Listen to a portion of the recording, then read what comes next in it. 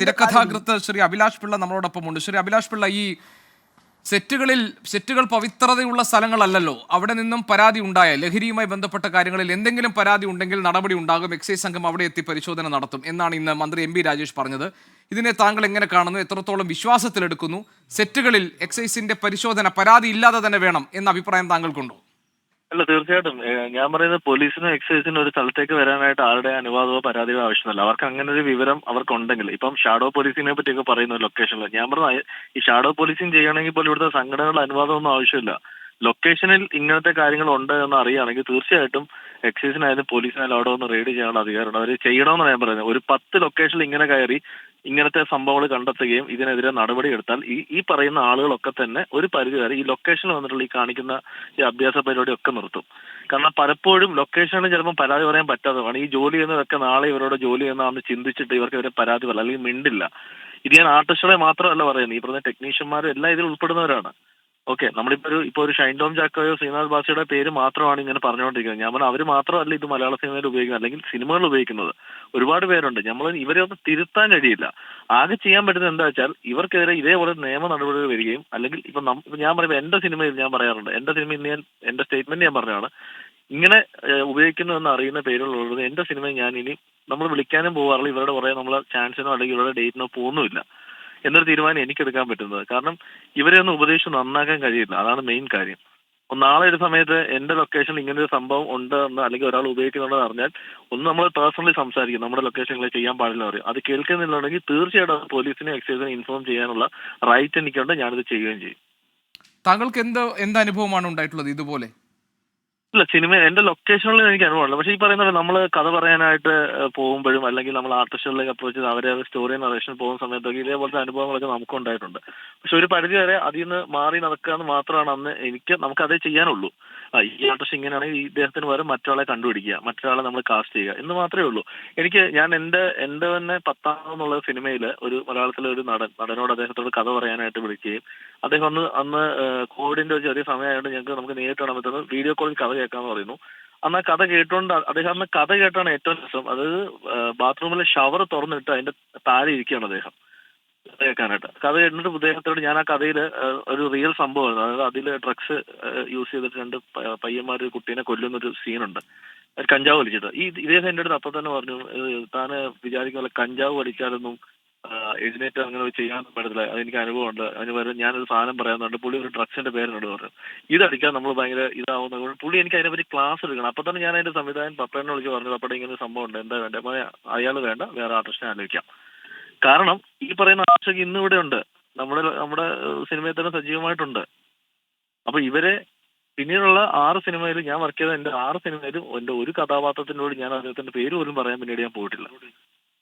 അപ്പൊ ഇത് നമുക്ക് ഇപ്പം ലൊക്കേഷനിലെ അനുഭവമില്ല. കാരണം വെച്ചാൽ നമ്മൾ വർക്ക് ചെയ്ത ലൊക്കേഷനിൽ ഒരു പരിധി വരെ കഴിഞ്ഞ പടങ്ങളിൽ വർക്ക് ചെയ്തവരും അങ്ങനെയുള്ളവരൊക്കെ തന്നെയാണ് ഞങ്ങൾ സഹകരിപ്പിച്ചിട്ടുള്ളത്. അതുകൊണ്ട് തന്നെ ഇവരാരും ഇതിന്റെ പുറകെ പോയി നമ്മൾ കണ്ടിട്ടില്ല.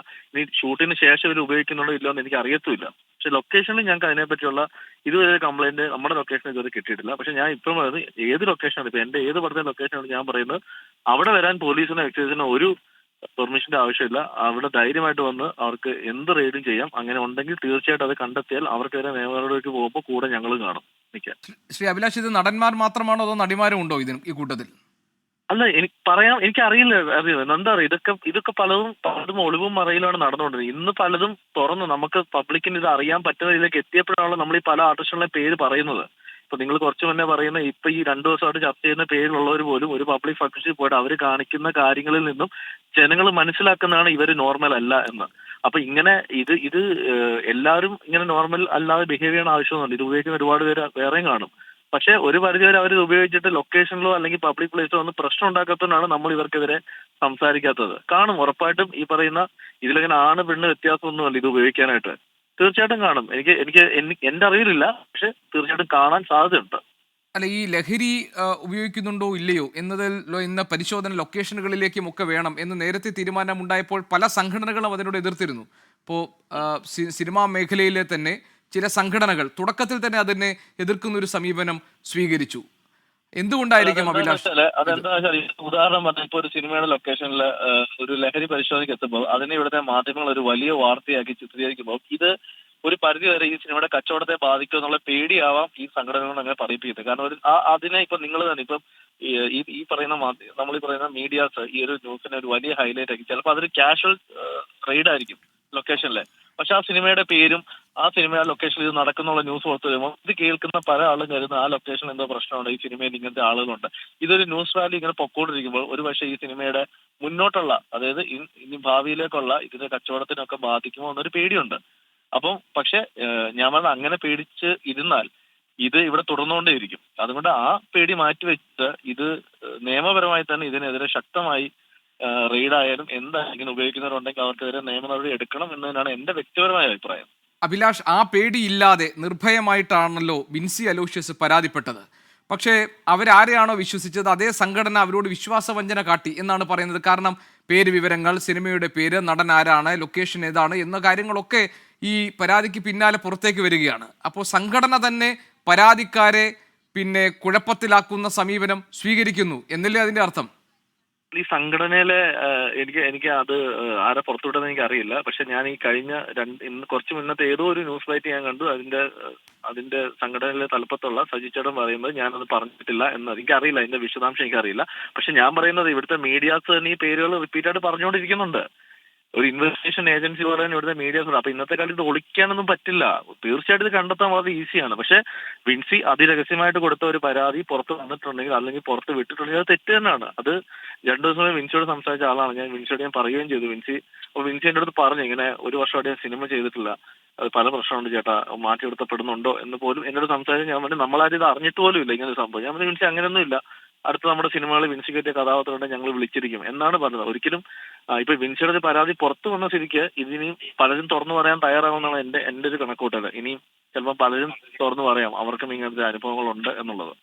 അഭിലാഷ്, കഥ പറയാൻ വിളിച്ചപ്പോൾ അല്ലെങ്കിൽ സിനിമയിലേക്ക് ഏതെങ്കിലും ഒരു കഥാപാത്രത്തിന്റെ ഭാഗമാകാൻ ക്ഷണിക്കുമ്പോൾ ലഹരി വേണം എന്നതൊരു നിബന്ധനയായി വെച്ച നടന്മാരോ നടിമാരോ താങ്കളുടെ സിനിമാ ജീവിതത്തിന്റെ അനുഭവത്തിലുണ്ടോ? ഇല്ല, ഒരിക്കലും എനിക്ക് തോന്നുന്നില്ല. അങ്ങനെ നമ്മൾ എഴുത്തുകാരോടോ സംവിധായകരോടോ എനിക്ക് ഇതുണ്ടെങ്കിൽ അഭിനയിക്കാൻ പറ്റുമെന്ന് പറയുന്നത് അത് അങ്ങനെയുള്ളവർ അവരുടെ ഇഷ്ടത്തിന് ചെയ്യുന്നതാണ്. പലപ്പോഴും ക്യാരവാനുള്ളിലും ഇതൊക്കെ അവിടെ വെച്ചിട്ടാണ് ഇത് സംഭവിക്കാറുള്ളത്. അതിനുശേഷം നമ്മളെ ഷോട്ട് സമയത്ത് നമ്മൾ ആ ലൊക്കേഷനിലെ ഷോട്ടിന്റെ അവിടേക്ക് എത്തുമ്പോഴായിരിക്കും നമ്മൾ ഇവരുമായിട്ട് കൂടുതൽ കമ്മ്യൂണിക്കേറ്റ് ചെയ്യുന്നത്. അപ്പോൾ പലപ്പോഴും ഇത് സംഭവിക്കുന്ന ക്യാരവാനുള്ളിലാണ്. പക്ഷെ ഇങ്ങനെ നിബന്ധന പറഞ്ഞത് എനിക്കറിയില്ല. ഇതിനു മുന്നേ വരെ എനിക്ക് വേറൊരു അനുഭവം ഉണ്ട്. ഞാനൊരു നടനോട് കഥ പറയാൻ വേണ്ടി ആലുവയിലെ അദ്ദേഹം അഭിനയിക്കുന്ന ലൊക്കേഷനിൽ ചെന്ന് അദ്ദേഹം ക്യാരവനിലേക്ക് വിളിച്ചപ്പോൾ സത്യം പറഞ്ഞാൽ ഞാൻ മറ്റേ സ്റ്റീം എഞ്ചിനകത്ത് കയറിയ അവസ്ഥയാണ് ആ ക്യാരവനുള്ളിൽ. അന്ന് എൻ്റെ ഒപ്പം ഞാനും ഉണ്ട്, നമ്മുടെ മാളികപ്പുറത്തിന്റെ സംവിധായകൻ വിഷ്ണുണ്ട്. ഞങ്ങൾ രണ്ടുകൂടെ ചെയ്യുന്ന മറ്റൊരു പടത്തിന് വേണ്ടിയായിരുന്നു. ഞങ്ങൾ അപ്പൊ തന്നെ ഞങ്ങൾ അദ്ദേഹത്തിന് പറഞ്ഞു ഇവിടെ വെച്ച് കഥ പറയാൻ പറ്റില്ലാണ് ഞങ്ങൾ ഇറങ്ങി പോവുക ചെയ്തത്. കാരണം അവർക്കത് ഓക്കെ ആയിരിക്കും, അവർക്ക് ആ ഒരു ആംബിയൻസും ഇതൊക്കെ കിട്ടിയാലായിരിക്കും അഭിനയം വരുന്നത്, അല്ലെങ്കിൽ അവർക്ക് നോർമലി ബിഹേവ് ചെയ്യാൻ പറ്റുന്നത്. ഇത് ഉപയോഗിക്കാത്ത ഒരുപാട്, ഞാൻ പറയുന്നു എന്റെ ഒരു കണക്കൂട്ടലിൽ ഒരു മൈനോറിറ്റി കേസ് മാത്രമേ ഉള്ളൂ ഇത് ഉപയോഗിക്കുന്നത്. മെജോറിറ്റി ആളുകൾ ഇത് ഉപയോഗിക്കുന്നില്ല എന്നാണ് എന്റെ വിശ്വാസം. എന്റെ സിനിമകളിൽ എന്റെ കൂടെ വർക്ക് ചെയ്തിട്ടുള്ളവരുടെ അനുഭവത്തിൽ ഞാൻ പറയുന്നതാണ്. എനിക്കിതുവരെ കൂടെ ജോലി ചെയ്തവരിൽ നിന്ന് അങ്ങനെ കിട്ടിയിട്ടില്ല. ഇതുപോലെ കഥ പറയാൻ പോകുമ്പോഴും അല്ലെങ്കിൽ നമ്മൾ അവരെ സിനിമയിലേക്ക് കാസ്റ്റ് ചെയ്യാൻ പോകുന്ന സമയത്താണ് ഈ അനുഭവം ഉണ്ടായിട്ടുള്ളത്. ഞാൻ പറയുന്നത് അഭിനേതാക്കൾ മാത്രമല്ല, ഞാനൊരു സംവിധായകന്റെ അടുത്ത് കഥ പറയാൻ പോയപ്പോൾ ഇതേപോലെ ഞാൻ കണ്ടിട്ടുണ്ട്. അദ്ദേഹം ഇത് ഉപയോഗിച്ചുകൊണ്ടിരുന്നിട്ട് കഥ കേട്ടിട്ടുള്ളത്. അപ്പം അഭിനേതാക്കളെ മാത്രമായിട്ട് കുറ്റം പറയണ്ട. ഇവിടെ ടെക്നീഷ്യന്മാരും, ഇത് സിനിമാ മേഖല മാത്രമല്ല എല്ലാ മേഖലയിൽ ഉള്ളവർക്കും ഇതേപോലെ ഉപയോഗിക്കുന്നവരുണ്ട്. ഇതിനെതിരെ ശക്തമായ നടപടിയെടുക്കാൻ വേണ്ടത് സർക്കാരിന് മാത്രമാണ്, ഇവിടുത്തെ ഗവൺമെന്റിനും ഇവിടുത്തെ നിയമ നടപടിക്കും അല്ലെങ്കിൽ അഭിലാഷ് പറഞ്ഞതുപോലെ ഇത് സിനിമാ മേഖലയെ മാത്രമായിട്ട് കാണുന്നില്ല, എല്ലാ മേഖലകളിലുമുണ്ട്. ഏത് മേഖലയിലാണെങ്കിലും ഇത് ഉപയോഗിക്കുന്നവരും വ്യാപാരം ചെയ്യുന്നവർക്കെതിരെ നടപടി വേണം, ഒരു സംശയമില്ല. ഇപ്പൊ നിങ്ങളുടെ മീഡിയയിൽ തന്നെ നോക്കിയാൽ മീഡിയയിൽ ഇത് ഉപയോഗിക്കുന്ന ആളുകളില്ലേ? അതാ ഞാൻ പറഞ്ഞത് മീഡിയ ആയാലും ഇനി സർക്കാർ ഉദ്യോഗസ്ഥനായാലും സിനിമാ മേഖലയിലാണെങ്കിലും ഇനി സ്പോർട്സിലാണെങ്കിലും എവിടെയാണെങ്കിലും ലഹരി ഉപയോഗിക്കുന്നവർക്കെതിരെ ഒറ്റ നടപടി, അതിൽ വിട്ടുവീഴ്ചയില്ലാത്ത സമീപനം, അതാണ് ഉണ്ടാകേണ്ടത്. പക്ഷെ പലപ്പോഴും സെറ്റുകളിൽ എത്താൻ ഒരു 10 പേർക്കെതിരെ നല്ല രീതിയിൽ നിയമ നടപടി വന്നാൽ ഈ പരിപാടി ഒരു പരിധി വരെ പേടിച്ച് നിർത്തുമെന്നാണ് എന്റെ അഭിപ്രായം. കാരണം പേടിയില്ലാത്തതുകൊണ്ടാണ് ഇവർ ഇത് കണ്ടിന്യൂ ചെയ്തുകൊണ്ടിരിക്കുന്നത്. കറക്റ്റാണ് അഭിലാഷ്, ഞാൻ ഒരൊറ്റ കാര്യം കൂടി ചോദിക്കട്ടെ താങ്കളെ ഈ കിട്ടിയ സാഹചര്യത്തിൽ. ഈ സംവിധായകൻ ശാന്തിവിള ദിനേശ് ഈ ഷൈൻ ടോം ചാക്കോ സംഭവങ്ങൾ ഉണ്ടായപ്പോൾ അദ്ദേഹം പറഞ്ഞത് ഏറ്റവും ഒടുവിൽ ഈ കേസിൽ സംഭവിക്കാൻ പോകുന്നത്, ഇതിൽ ഏറ്റവും വലിയ നഷ്ടമുണ്ടാകാൻ പോകുന്നത് പരാതി കൊടുത്ത നടി വിൻസിക്കായിരിക്കുമെന്നാണ്. അങ്ങനെ താങ്കൾക്ക് തോന്നുന്നുണ്ടോ? അല്ല, അല്ല ഇപ്പൊ ഇവര് ഈ പറയുന്ന പോലെ ഈ ഷൈൻ ടോം ചാക്കോയുടെ പേര് പറഞ്ഞുകൊണ്ട് ഷൈൻ ടോം ചാക്കോയെ സപ്പോർട്ട് ചെയ്യുന്ന കുറെ ആളുകൾ കാണും, ഷൈൻ ടോം ചാക്കോയെ എതിർക്കുന്ന ആളുകൾ കാണും. ഇപ്പൊ നാളെ ചിലപ്പോൾ ഷൈനുമായിട്ട് ഇഷ്ടപ്പെട്ട് അല്ലെങ്കിൽ ഷൈനുമായിട്ട് അടുത്ത് നിൽക്കുന്ന ആളുകൾ ചിലപ്പോൾ വിൻസിനെ അവരുടെ പടത്തിലേക്ക് വിളിക്കില്ലായിരിക്കും. ഇതേപോലെ തന്നെ അപ്പുറത്തൊരു വിഭാഗം ആളുകളുണ്ട്. വിൻസിക്ക് ഒന്നും സംഭവിക്കില്ല. വിൻസി ഒരു നല്ല നടിയാണ്. വിൻസിക്ക് അഭിനയിക്കാനുള്ള കഴിവുള്ള സ്ഥിതിക്ക് വിൻസിക്ക് നല്ല കഥാപാത്രങ്ങൾ വരും, ഇവർ അഭിനയിപ്പിക്കുകയും ചെയ്യും.